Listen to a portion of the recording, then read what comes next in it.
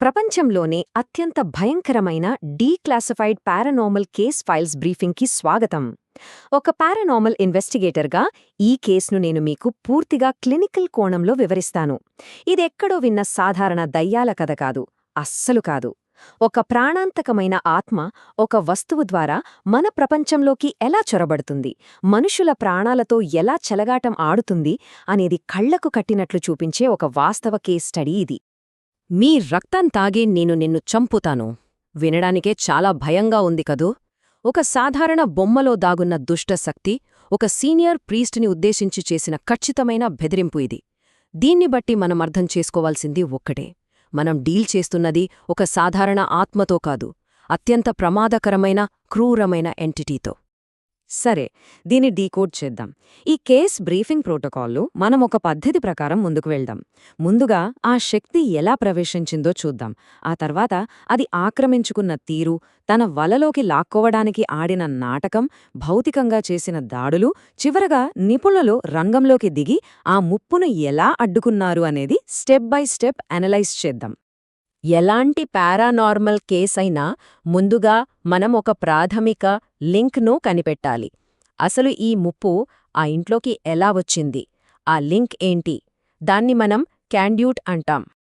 ఇక్కడ మనం ఒక ముఖ్యమైన పారానార్మల్ రూల్ అర్థం చేసుకోవాలి. ఆత్మలు నేరుగా మన ప్రపంచంలోకి వచ్చి మనిషిని ఆవహించలేవు. దానికొక మీడియం కావాలి. దాన్ని డెమానిక్ కాండ్యూట్ అంటాం. అంటే ఒక అసంతృప్త ఆత్మ లేదా దెయ్యం మనిషి దేహాన్ని ఆవహించే ముందు తాత్కాలికంగా ఆశ్రయం పొందే ఒక ప్రాణం లేని వస్తువు. ఈ కేసులో ఆ వస్తువే ఈ బొమ్మ. ఆ బొమ్మ ఎలా వచ్చిందంటే, డానా అనే ఒక కాలేజ్ స్టూడెంట్కి వాళ్ళమ్మ ఒక పెద్ద కళ్ళున్న అందమైన బొమ్మను గిఫ్ట్గా ఇచ్చింది. డానాకు చిన్నప్పట్నుంచి బొమ్మలంటే విపరీతమైన ఇష్టం. సరిగ్గా ఈ సైకలాజికల్ బలహీనతనే ఆ దుష్టశక్తి టార్గెట్ చేసింది.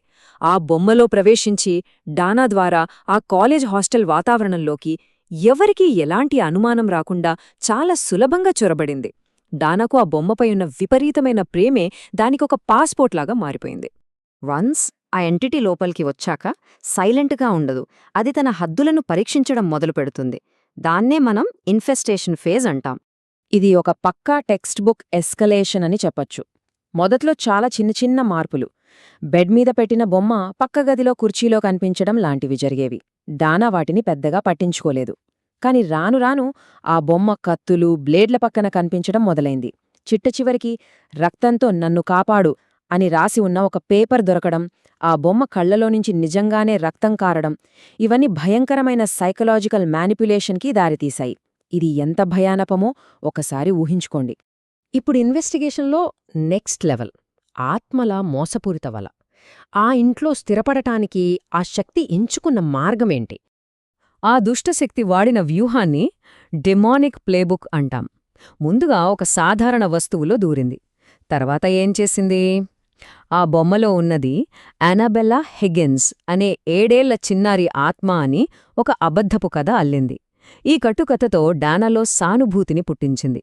తద్వారా ఆ ఇంట్లోనే ఉండటానికి పరోక్షంగా ఒక పర్మిషన్ తెచ్చుకుంది.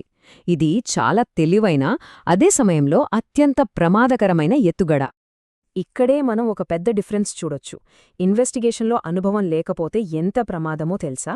ముందుగా వచ్చిన లోకల్ ఇన్వెస్టిగేటర్లు ఆ ఆత్మ చెప్పిన ఆ 7 ఏళ్ల పాప కథను గుడ్డిగా నమ్మేశారు.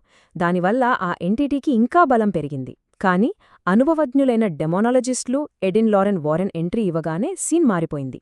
వాళ్లు తమ క్లినికల్ ఎక్స్పీరియన్స్తో అది చిన్నపిల్ల ఆత్మ కానే కాదని, డానా ప్రాణాలు తీయడానికి కాచుకు కూర్చున్న ఒక భయంకరమైన దెయ్యమని మొదటి చూపులోనే పసిగట్టారు. ఆ శక్తి గుట్టు రట్టయిన తర్వాత అది మరింత రెచ్చిపోయింది. తన దారికడ్డు వస్తున్న వారిని, తనను అనుమానిస్తున్న వారిని టార్గెట్ చేయడం మొదలుపెట్టింది. నేరుగా భౌతిక దాడులకు దిగింది. డానా బాయ్ఫ్రెండ్ ముందునుంచి ఈ బొమ్మను ఇంట్లో ఉంచడం సేఫ్ కాదని హెచ్చరిస్తూనే ఉన్నాడు. ఇది గమనించిన ఆ ఎంటిటీ అతనిపై సైకలాజికల్ వార్ఫేర్ స్టార్ట్ చేసింది. ఒక అర్ధరాత్రి అతని ముందు ఆ బొమ్మ భయంకరంగా ప్రత్యక్షమై అతన్ని కదలలేని స్థితికి, అంటే సివియర్ స్లీప్ పెరాలిసిస్కు గురిచేసింది. ఆ భయానికి అతను ప్రాణాలు అరచేతిలో పెట్టుకుని స్పృహ తప్పి పడిపోయాడు. ఇది కేవలం ఒక వార్నింగ్ మాత్రమే. అయితే ఇది ఎంత తీవ్రస్థాయికి వెళ్ళిందో చూద్దాం. మొదటిసారి కేవలం భయపెట్టి వదిలేసిన ఆ ఎంటిటీ రెండోసారి పగటిపూటే భౌతిక దాడికే దిగింది. డానా బాయ్ ఫ్రెండ్ గదిలో ఒంటరిగా ఉన్న బొమ్మను చూసిన వెంటనే అతనికి విపరీతమైన ఛాతి నొప్పి రావటం మొదలైంది. షర్ట్ విప్పి చూస్తే ఛాతిమీద ఏదో క్రూరమైన జంతువు రక్కినట్లు 7 గోర్ల గాయాలు. ఆ ఎంటిటీ శారీరకంగా ఎంత ప్రమాదకరమైనదో, ఎంత హింసాత్మకమైనదో నిరూపించడానికి ఒక్క ఘటనే చాలు. పరిస్థితులు చేయి దాటిపోతుండటంతో ఎక్స్పర్ట్స్ కల్పించుకోక తప్పలేదు. ఈ ముప్పును వెంటనే కంట్రోల్ చేయాలి. ఆ కంటైన్మెంట్ ప్రాసెస్ ఎలా జరిగిందంటే, ఒక యాక్టివ్ డిమోనిక్ కాండ్యూట్ను ట్రాన్స్పోర్ట్ చేయటమనేది ఎప్పుడూ ప్రాణాంతకమే. ఎడ్ అండ్ లారెన్ ఆ బొమ్మను తమ కారులో తీసుకెళ్తున్నప్పుడు ఆ శక్తి వారి కార్ బ్రేకులు ఫెయిల్ చేసి దారుణమైన యాక్సిడెంట్ చేయడానికి ట్రై చేసింది. అప్పుడు ఎడ్ వారెన్ చాలా వేగంగా ఆలోచించి హోలీ వాటర్ అంటే పవిత్ర జలాన్ని ఆ బొమ్మపై చల్లి దాని శక్తులను టెంపరరీగా అణచివేశాడు. ప్రాణాపాయం నుంచి వాళ్లు త్రుటిలో తప్పించుకున్నారు. నువ్వు కేవలం ఒక బొమ్మవి, నువ్వు నన్నేమీ చేయలేవు. ఇది ఒక సీనియర్ ప్రీస్ట్ చేసిన అత్యంత అహంకారపూరితమైన కామెంట్. పారానార్మల్ ప్రోటోకాల్స్ను ఏమాత్రం పట్టించుకోకుండా బంధించి ఉన్న ఆ బొమ్మను చేతిలోకి తీసుకుని మరీ దాన్ని హేళన చేశాడు. ఒక పవర్ఫుల్ డెమోనిక్ కాండ్యూట్ను ఇలా తక్కువ అంచనా వేసి అవమానించడమంటే ప్రాణాల మీదకు తెచ్చుకోవడమే. మరి దాని రిజల్టేంటి? ఆ ఎంటిటీని ఎగతాళి చేసి రిచువల్ వస్తువుల కోసం వెళ్తున్న ఆ ప్రీస్ట్ భయంకరమైన కార్ యాక్సిడెంట్కి గురయ్యాడు. దాదాపు చావు అంచుల దాకా వెళ్లాడు. అదృష్టవశాత్తు వారెన్స్ వెంటనే స్పందించి అతన్ని కాపాడారు. దుష్టశక్తుల్ని తక్కువ అంచనా వేస్తే పర్యవసానాలు ఎంత భయంకరంగా ఉంటాయో ఈ ఇన్సిడెంట్ ఒక పర్ఫెక్ట్ ఎగ్జాంపుల్. చివరికి దాన్ని కంట్రోల్ చేయడానికి వారెన్స్ ఒక కఠినమైన నిర్ణయం తీసుకున్నారు. పవర్ఫుల్ మంత్రాలు చెక్కిన ఒక ప్రత్యేకమైన చెక్కపెట్టను తయారుచేసి ఆ అనబెల్న బొమ్మను అందులో బంధించారు. పారానార్మల్ హిస్టరీలోనే ఇది అత్యంత పకడ్బందీ కంటైన్మెంట్ వ్యూహమని చెప్పాలి. ఈ రోజుకి ఆ బొమ్మ ఒక మ్యూజియంలో కఠినమైన భద్రతా నియమాల మధ్య ఉంది. ఆ బొమ్మను ఎగతాళి చేయకూడదు, ఆ గ్లాస్ను అస్సలు తాకకూడదు. ఈ రూల్స్ బ్రేక్ చేసిన వాళ్లు తిరిగి వెళ్లేటప్పుడు దారుణమైన యాక్సిడెంట్స్ పాలయ్యారనేది నగ్నసత్యం. ఇప్పుడు మనల్ని మనం అడగాల్సిన అతి ముఖ్యమైన ప్రశ్న ఒకటుంది. భౌతికంగా ఒక చెక్క పెట్టెలో పవిత్రమైన మంత్రాల మధ్య ఒక శక్తిని బంధించినప్పటికీ అసలొక ఎంటిటీకి ఎండ్ కార్డుంటుందా?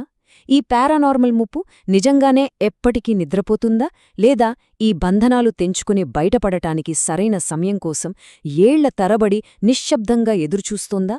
మీరే ఆలోచించండి. ఈ పారానార్మల్ కేస్ బ్రీఫింగ్ విన్నందుకు ధన్యవాదాలు. బ్రీఫింగ్ ముగిసింది.